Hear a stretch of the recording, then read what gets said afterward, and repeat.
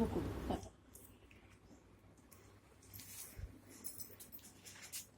Face కనబడకుంటాను, చేతులను పక్షాలు అందిస్తాయి.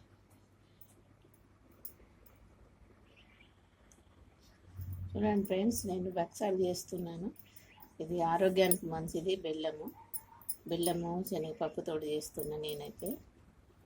పిల్లలు చాలా ఇష్టంగా తింటారు. మధ్య మధ్యలో చపాతీలు కాకుండా చపాతీలకు బదులు స్నాక్స్ లాగా కానీ టిఫిన్ లాగా కానీ ఇవి భక్ష్యాలు వారానికి ఒకసారి చేసిస్తే పిల్లలకు ఐరన్ లోపం ఉంటే తగ్గిపోతుందండి, హెల్తీగా ఉంటారు. బెల్లంలో ఐరన్ ఉంటుంది ఎక్కువ శాతము, అందుకని గోధుమ పిండిలో ఫైబర్ ఉంటుంది. ఇవి రెండు కాంబినేషన్ తోటి పిల్లలు ఆరోగ్యంగా ఉంటారు.